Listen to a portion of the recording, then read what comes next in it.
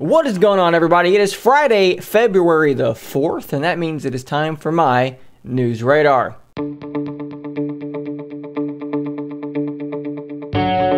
So let's start off this episode with a quick update about Android 11 on the Surface Duo. If you are an AT&T user, you were left waiting for this massive Android 11 update on your original Surface Duo for quite some time, but it appears over the last couple or few days that update is finally rolling out to these devices. Now, unfortunately, a lot of people had bought their first-gen Surface Duo someplace like Amazon as a quote-unquote locked AT&T device, and then they requested their unlock and so forth and so on, so then it became an unlocked device. But because it was once upon a time an AT&T Surface Duo, that update was still taking its sweet time getting to you because Microsoft finishes that update, it gets pushed out. Well, it doesn't just get pushed out directly to those phones, it gets pushed out to AT&T, who has to then do whatever it is they do with it to then push it out to your devices. And that's why that delay did happen. But it does seem like now that delay is over,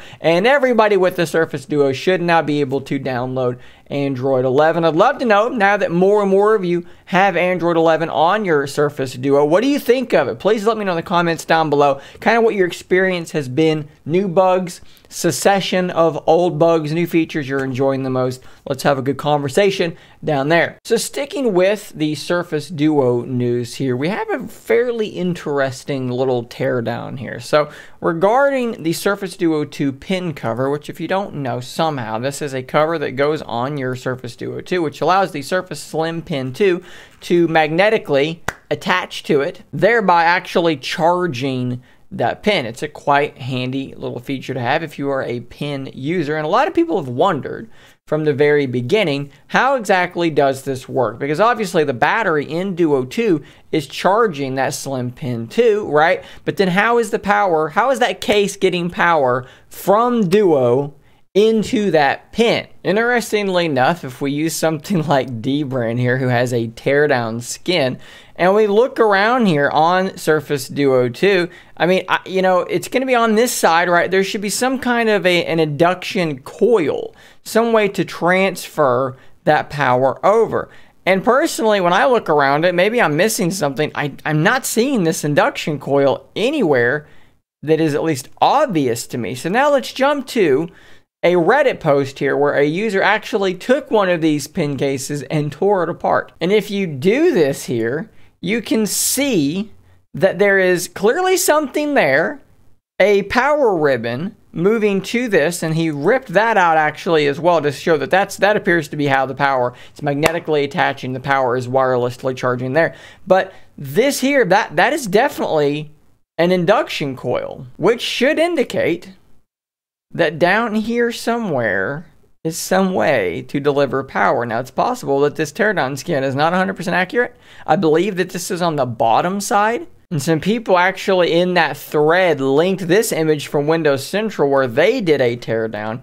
And they were saying maybe it's this gold rectangle here. And I just don't know, because if we go to this teardown skin here again, that looks to be where all of this is. I am a little curious as to where this induction coil is actually sitting. For some added clarity, if we change this to, let's do a OnePlus device, you'll see that's what an induction coil typically looks like. That's how these things charge wirelessly. And obviously what's happening with Microsoft's device here doesn't need to be nearly so big as that.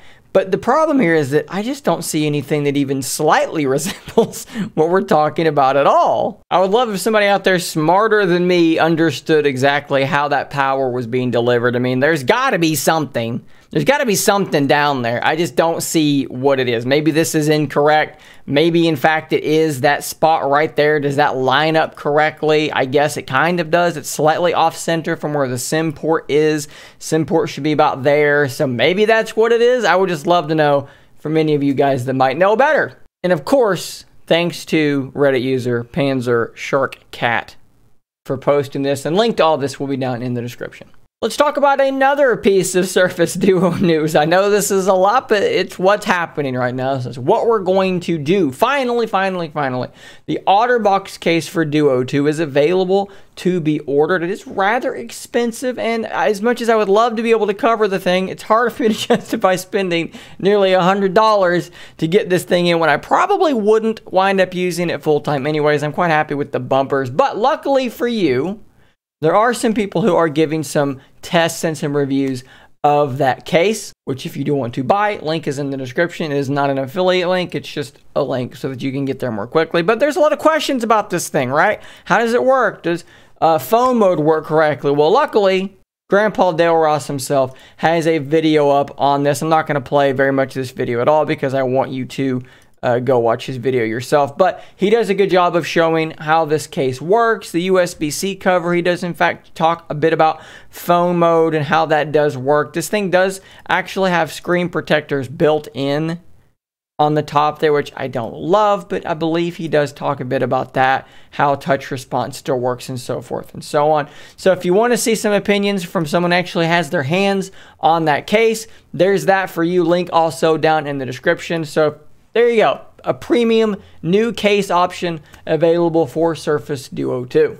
Next up is a rather strange piece of news. This laptop popped up on my Twitter feed a couple of days ago, and I've been thinking about it ever since because it's just really strange. Just look at this article here from Laptop Guide. Don't know how I'm going to pronounce that. Kraub X. The world's first portless laptop is on the way.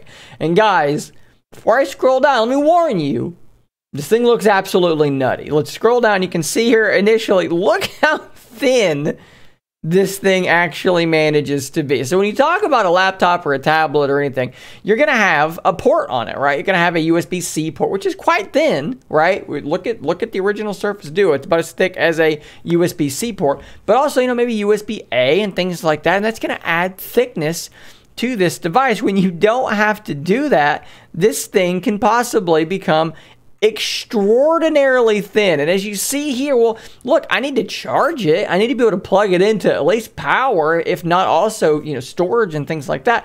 And the way that they have solved, in scare quotes, this problem is basically by doing the Apple magnetic hockey puck solution of MagSafe, but on the back of this laptop's screen. And apparently this actually does allow for rapid charging. But then even more maybe brilliantly than that, this doesn't just charge. You can see there are ports on it, because if you look at it, it gives you all your ports right there. So you don't, your ports are on the puck. So when you're off and on the go, you've got this incredibly thin device, and if you need to charge it or you need to use, you know, USB devices or whatever, you just stick your puck on the back of it. And there's all your stuff. This thing looks to be pretty well spec'd out with the 12th Gen i7. No, I mean, look, yeah, no dedicated graphics. Duh. This thing is about that thick. There's no way there could be dedicated graphics in there. But still, 13.3-inch 4K display, 32 gigs of RAM. This thing is spec'd out pretty darn well. And unlike a lot of ultra-thin laptops, it's going to have an SD card slot. Granted, it's on this thing, but it's there. Just to give you a further idea of how incredibly small this thing is, it's 1.9 pounds and it's 7 millimeters thick. So take your Surface Duo, because I know a lot of you have one, and it's actually going to be a little bit thinner than Duo when it's folded over. That is incredibly thin for a full laptop like that. Look at the lack of bezels. I don't know who this company is.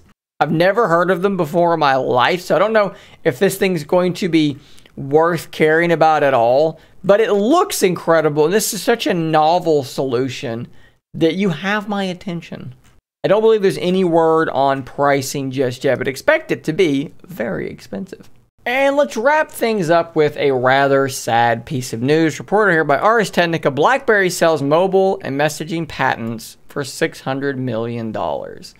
So obviously BlackBerry has not made a phone in quite some time. They've sold off the rights to their phones to a company called Onward Mobility. Of course, this is after TCL made several BlackBerry phones, and they said, we don't want to make BlackBerry phones anymore. So Onward Mobility said, we'll do it from now on. But from the past, BlackBerry had a whole bunch of different patents. And I guess they didn't care to have them any longer, so they went ahead and sold them off to a buyer called Catapult IP Innovations. And this company appears to be literally in existence expressly as a vehicle to acquire these patent assets. And what's really sad and horrible about this is that of this $600 million they just gave to BlackBerry to get these patents, $450 million of it is a loan, which BlackBerry will get immediately. The rest is something that they're going to be due to pay within the next 3 years. So basically what this company's doing is they bought all these patents. Basically, a bunch of rich people got together, took out a massive loan, bought all these patents, and now they're going to immediately turn around and try to sue anyone they possibly can who might be violating these patents to try to make back more money than they're going to have to give to BlackBerry. I hate this. It's horrible. I used to love BlackBerry. I love my BlackBerry Android devices as well, and it's a real freaking bummer now that the extended legacy of BlackBerry is to sell their patents to companies who will then weaponize them as means to sue other companies for profit alone. Horrible. I hate it. It's terrible. And it makes me very sad. Guys, thanks for making it to the end of today's News Radar. Please be sure to check back every Monday and Friday for the next episode. And until next time, stay nerdy, my friends.